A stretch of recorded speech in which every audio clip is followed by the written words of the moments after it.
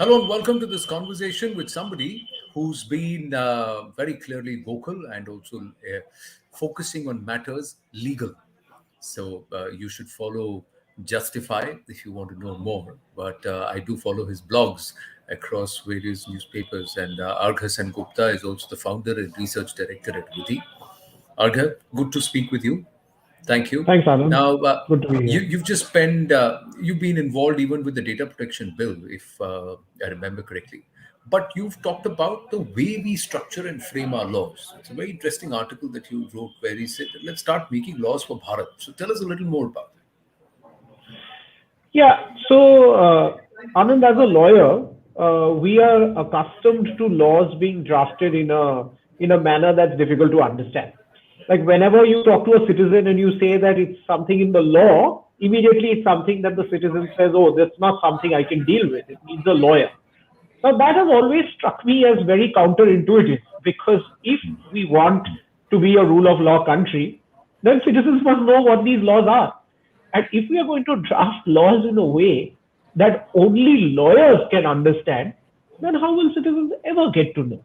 So this is a thought that has bothered me for a long time, and I thought that this is the 75th year of our independence, and there's no time like now to make this change. And we can draft laws simply, we can draft them clearly, and we can get rid of this colonial baggage of drafting laws in this manner that only lawyers can understand. True. So, but that means we'll have to rewrite a lot of the laws. In fact, there is a demand to revisit a lot of laws. Some of them quite archaic. This current disposition has also done away with a few thousand laws which were redundant and unnecessarily creating hindrances. But if you simplify all the laws, then we should also look at changing the language, and that means then the job of the judges and the lawyers will not be as specialized as they make it out to be now. With no disrespect to them, but Well, I think you'll always require lawyers and judges. So I think lawyers should not feel that this is in any way going to take away revenue generating opportunities for them, because you'll always, whenever there are words, you'll need to interpret those words. So it's not as if the job of lawyers will go away. Although I can sense a fear, as all my friends tell me, that the reason why laws are drafted in this manner is so that lawyers can make money. But lawyers will still make money, even if laws are drafted simply. So I don't think there's a cause for concern there. But what you pointed out is very sensible.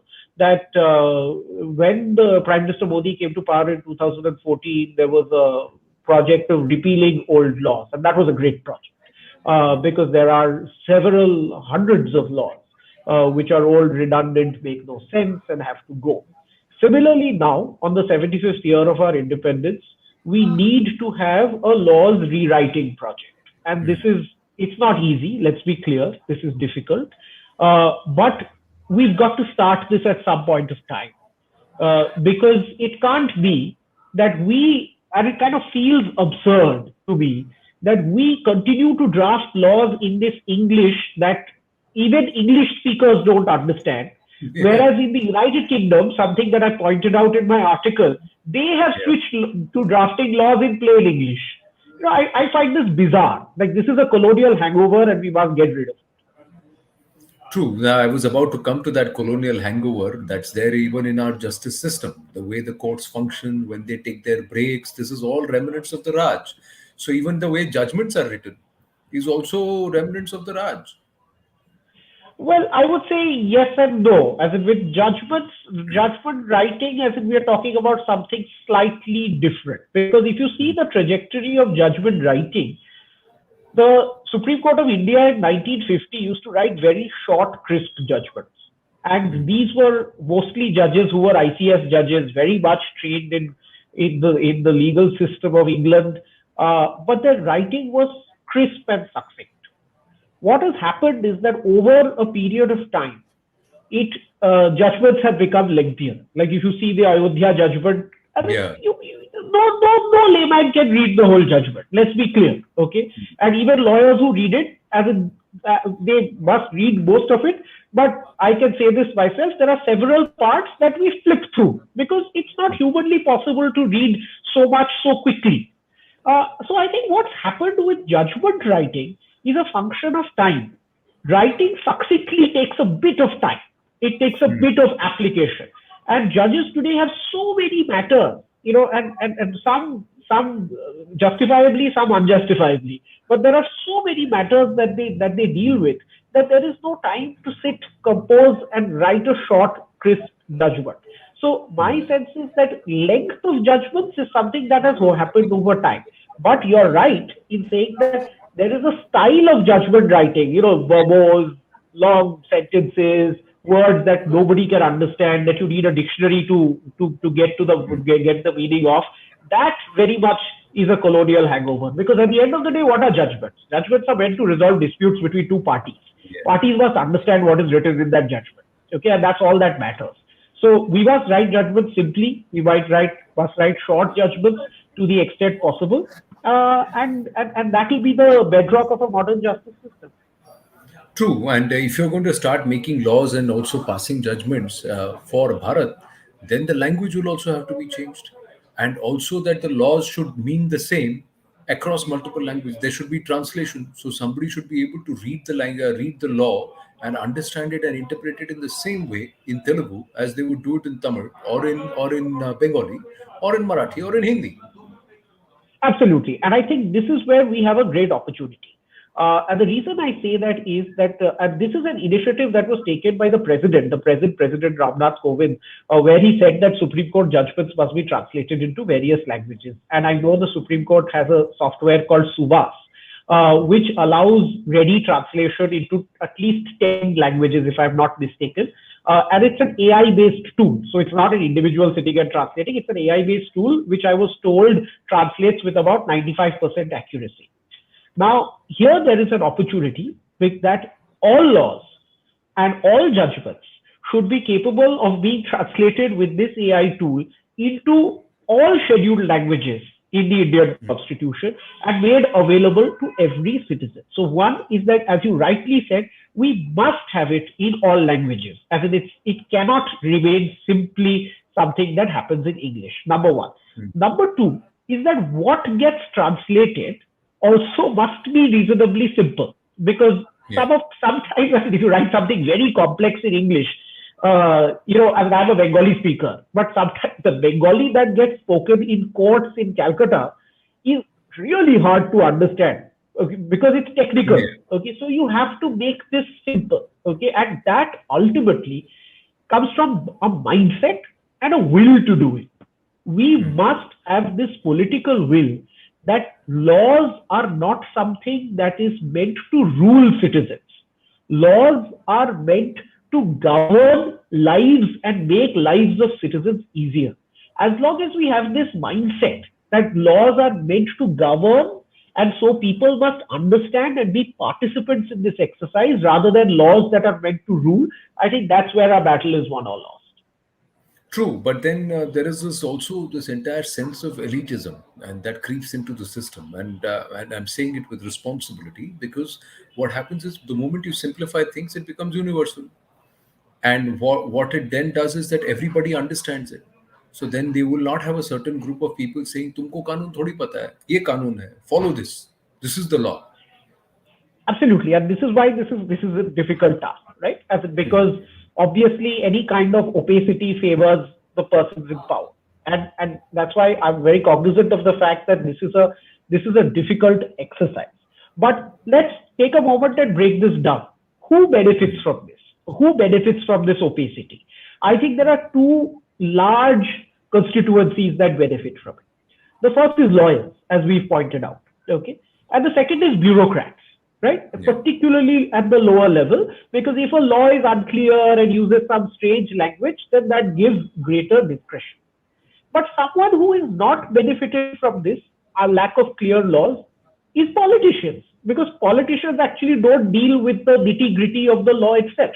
So politicians are not benefited in any way by a law that is unclear, okay, unless there is some vested interest, and let's leave that aside.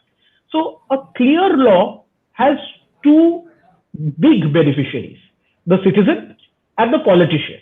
And at the end of the Yeah. day, the democratic system primarily requires these two. Lawyers and bureaucrats are essentially to make sure that the wheels of the system are oiled, okay, but they are not fundamental pillars of our democracy.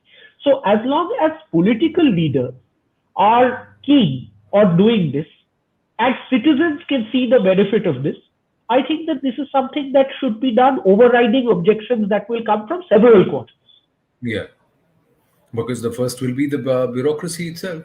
The babus themselves Oh, will yeah, block it. absolutely. A lot of times, issues or reforms or even laws which have been rewritten or which have been enacted, there has been a difference in the interpretation or how it has been written because the bureaucracy has crept into it. Absolutely. But let's take an example from that repealing laws exercise, right? So one Hmm. of the laws that was slated for repeal was the Sarai Act of Hmm. 1857. Now, what Hmm. the Sarai Act? It's got a good, curious history because, as you know, Delhi was full of sarais, right? You see Sarai Yeah. Kale Khan, Sarai Rohilla, and these were basically inns where people used Yeah. to park their horses and take a break for the night. And the Sarais Act used to allow policemen to come to those inns and inspect facilities in those inns. Now, the Sarais Act today actually also applies to five-star hotels. Yeah. Okay, so it gave police the power to inspect even a Taj Mahal. Okay, so this was patently ridiculous. It made no sense. But again, obviously, there were great vested interests like law enforcement machinery who would want to continue this because it's a state of affairs that's continuing if somebody is Correct. benefiting from this.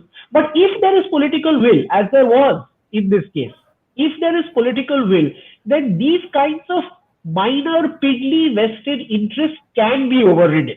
So my sense is that if we are serious that this is the 75th year of our independence where we are shedding our colonial baggage, then these kinds of interests should not really have much weight because this is a Hmm. much larger goal of trying to ensure that we are making laws that citizens of our country understand, and it's high time citizens understand. Hmm. पर अब बिल्ली के गले में घंटी कौन बांधेगा? Who will bell the cat? well, Well, I think that I'm very hopeful that there are that this 75th year of independence is not something that we should that we should not celebrate. I know that the Prime Minister as it, is Hmm. has great plans for celebrating this. I know several chief ministers are taking great efforts in celebrating it. So I think that anyone who cares about building an India that is self-sufficient, that an India that believes in itself and can truly become post-colonial, should bell the cat. And I'm hopeful that there is one prime minister and 28 odd chief ministers, and I hope that someone takes it up.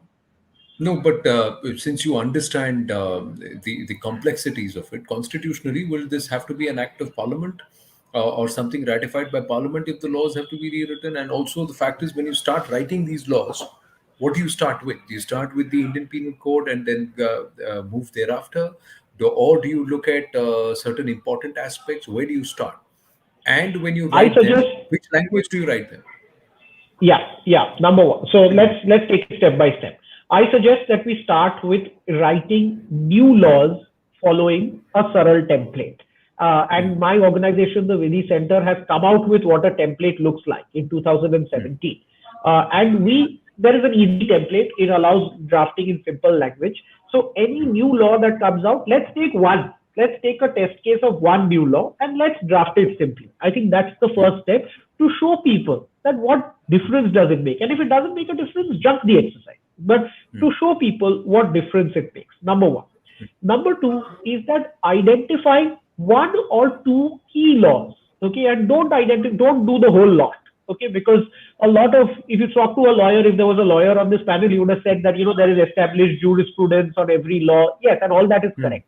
So because you are changing a system. But take Hmm. one or two key laws. And I would say that take laws that are important for both the common man as well as the small business. So let's say take the MSME Act and take Hmm. the Indian Contract Act. Okay, take laws that are critical, old, and could do with a rewrite. And Yeah. simply give the task to a committee to rewrite those laws in simple language. Okay, just rewrite, not substantively amend, change, because there are all kinds of things that can be done.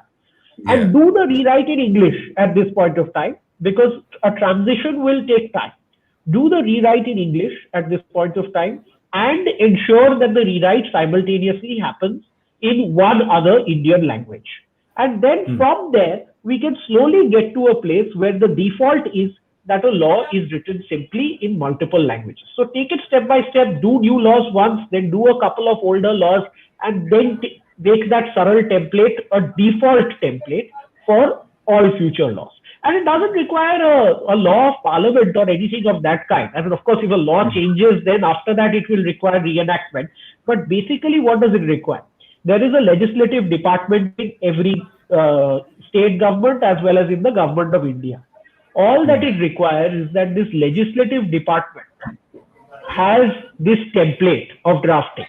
Currently, they follow this Victorian template. So even if you give Yeah. a law that is very simple, okay, they will make it this template that they are Yeah. familiar with, okay, because they are used to it. So I can't blame them. They are used to something. So we have to make sure that the legislative department of every government in India follows a new template. It's not hard. It can be done. It requires a bit of will and patience. Will laws then become longer, or will they become shorter? So a law, so this is there, I'll take this in two parts. Okay. Hmm. A law might become a bit longer. Okay, let's be clear. Because if you write very simply, you will write multiple sentences. Because one of Yes. the biggest problems that you have currently, which is what really irks people who are not lawyers, is that a law has a sentence that goes on for 7 or 8 lines, right? So Yes. notwithstanding, but provided, but for, Or and thereof provided. Yeah. Huh. thereof here under, and it keeps, so any normal person loses it somewhere in the second sentence. So if you have Hmm. to simplify it, what is the basic principle that we have in our plain language drafting? One sentence, one idea. Okay, nothing more than that. So if you were to break it up, it might become a bit longer. But I don't think the fact that the law is 30 pages should really be the problem, because this is not how people read laws. People don't read page 1 to page 30. Okay, so the fact is that people read specific sections. You have to have a simply written law with a simply written summary. Every law should come with a very simply written summary, because there may be many people who don't want to read the law, even if it's very Yeah. simple. But you want to read a summary. So every law should be simply written. There should be an even simpler summary. And if that makes it longer, that's a price worth paying. As far as judgments are concerned, I think Hmm. brevity is the soul of wit. And if you were to write simply, judgments will become much shorter, much shorter. Because Hmm. there is a lot of unnecessary precedent quoting, case law quoting, lawyer X said this, lawyer Y said this, Australian High Court says this, all of which is fine, but is not necessary in order to decide the case. So I think for judgments, it will become much shorter. Yeah, because sometimes there seems to be the need to justify why a certain decision has been taken. So you want anchors, pillars, support systems to try and establish that, and then somewhere it's like our used to be the economics papers of the past. The more वजन जितना होता है उतना ज़्यादा लिखा है. It just looks like that. So has that actually That's created absolutely. a system? No, that's the exact same thinking that appears to have crept in. But see, let's face it. Okay, if we take the first Supreme Court, okay, some of the early decisions they gave, Champakam Noria Rajam, the first judgment on reservations in India, Romesh Thapar, the first judgment on free speech in India, MP Sharma, first judgment on privacy in India. And I'm taking only three examples. Hmm. These were all in single digit pages, single Wow. digits. It's not as if these issues were not important. It's not as if they didn't require anchors. Issues can be important, anchors can be necessary, but it can be done pithily. It can be done. And this I am saying with utmost responsibility, that the judgments that the Supreme Court of India writes today, as in Hmm. are most of the time they are great judgments, but they are too long. And with a little bit of effort, if judges had more time, it can be made much shorter. So if we take this landmark judgment in the Puttaswamy case, okay, Yeah. for the right to privacy, there were 7 opinions which went on to 1,000 pages. Each opinion, in my view, if it had to be, it could be done properly, succinctly, could have been done in less than 20 pages. Less than Hmm. 20 pages, that matter could have been resolved. And then you would not have depended only on the lawyers to interpret this judgment. media persons would be able to read it to begin with, because it would be short, it would be accessible, and you will be able to understand it. So, I think judgments, there are some judgments that require more, like the Ayodhya judgment, to be fair to the judges, had a Yeah. lot of complicated facts, so you had to write a little bit more. But pure constitutional questions, like this right to privacy judgment, or the Aadhaar judgment, or the NJAC judgment on judicial appointment, they can be very, very short. You can decide this you can write this very, very prettily. Hmm. It can be done, but I've been told in the past that you're a media person, you won't understand legalese.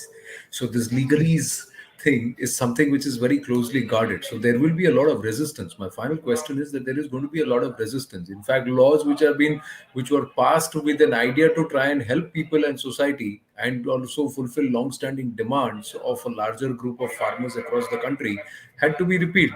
The This one, Essential Commodities Act, was just half a page.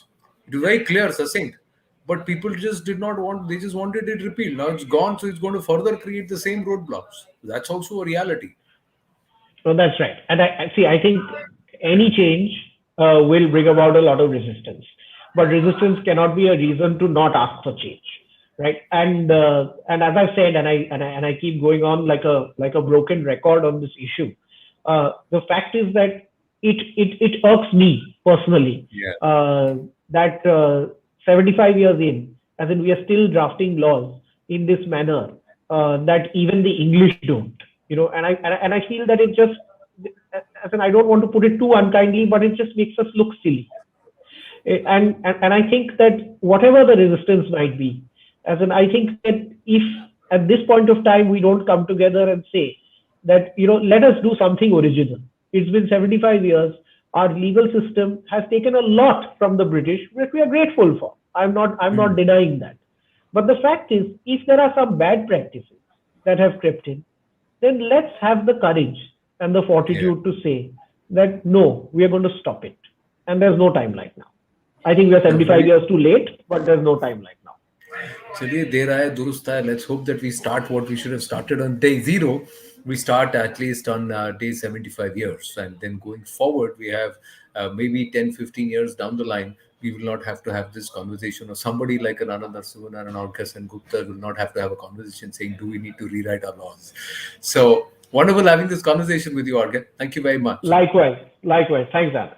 Thank you. Thanks. Thank you. Thanks.